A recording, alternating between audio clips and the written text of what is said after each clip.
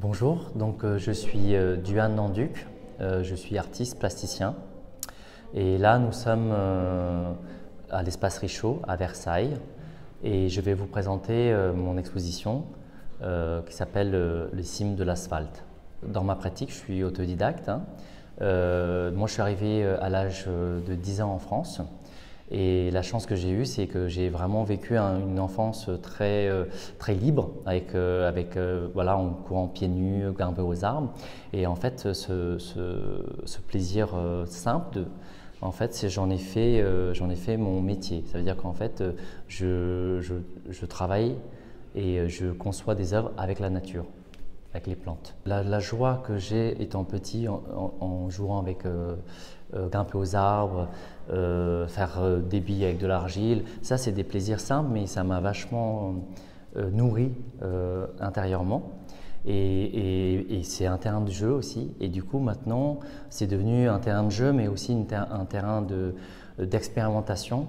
Et c'est comme ça que j'avance, c'est-à-dire qu'en fait je pense à rentrer dans l'intimité des plantes pour pouvoir essayer de comprendre et pour leur montrer une autre façon d'eux qu'on aperçoit ou qu'on n'aperçoit pas dans le monde d'aujourd'hui. Pour cette exposition, j'ai travaillé avec les arbres remarquables de la ville et j'ai eu la chance de faire une empreinte d'un arbre qui a été planté en 1871 au cimetière de Notre-Dame.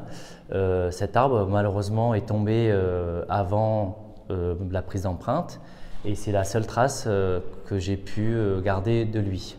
Donc là, nous sommes devant l'installation Arbre Monde.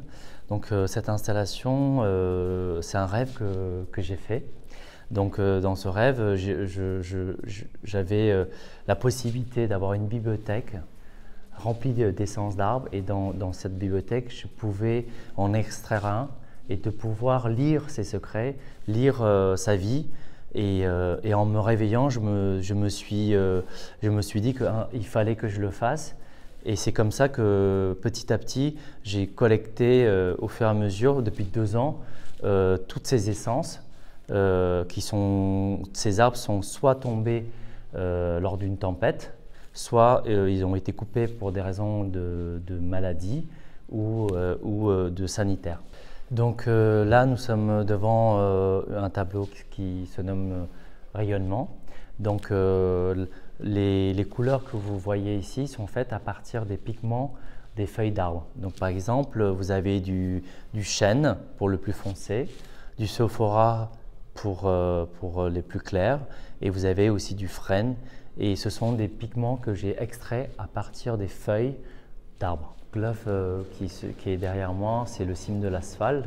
C'est la pièce majeure de l'exposition, l'installation. Et cette œuvre, en fait, je l'ai sculptée d'un sapin de Norman.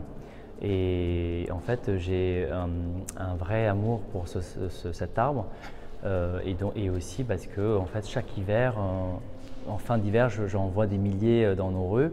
Et donc, en fait, j'avais besoin de me questionner sur justement cet arbre. Et c'est pour ça que j'ai voulu sculpter ces maillons dans son tronc pour représenter, en fait, pour montrer le poids de la tradition qui fait que, en fait, cet arbre, tous les ans, on l'utilise d'une façon voilà, très noble au début et à la fin de Noël, on le jette, que ça devient presque un poids pour nous.